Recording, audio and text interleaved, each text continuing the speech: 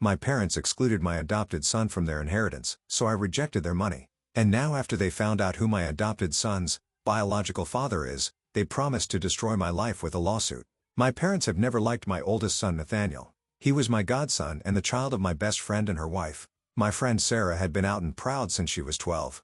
Her parents were super supportive and were the best allies. I could imagine, even before she told them, Sarah and I went to middle school and became friends. I had a massive crush on her until she explained she was into girls. First, I was confused. Then I accepted it and our friendship changed and got stronger. My parents hated her not for breaking my heart or anything. Just because she was straight. I told them I wasn't going to stop being friends with her and that I would rather be friends with her than their child if they tried to make me choose.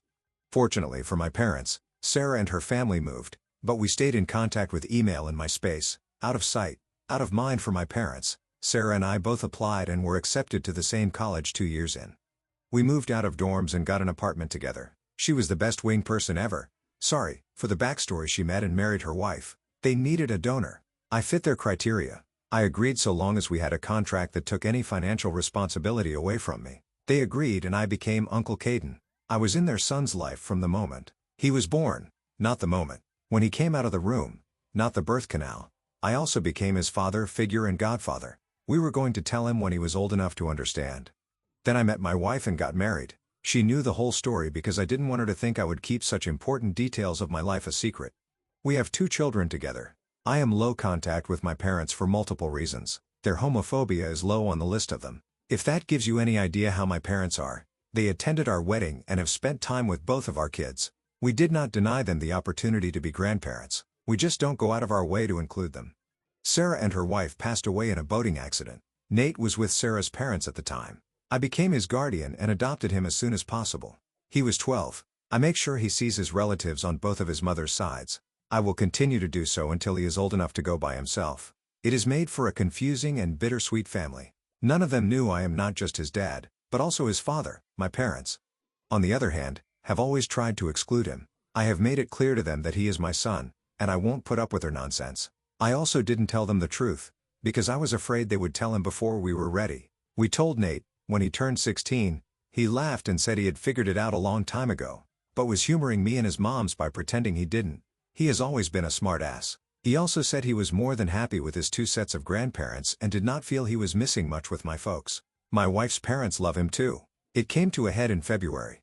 My parents received an inheritance from my grandmother passing away. They don't need the money, so they contacted me to see if they could put money into the kids' education funds. I thanked them and agreed. I told them that they could send me the money and I would split it up into all 3 accounts. Nathaniel has a good fund that we topped off since we got money from his mom's insurance. We also rented out their old house and used that money for expenses. My wife and I both work in a pretty decent accounts for our kids, but extra money won't hurt. My parents said that they only wanted me to split it 2 ways. Just my kids with my wife would be getting money.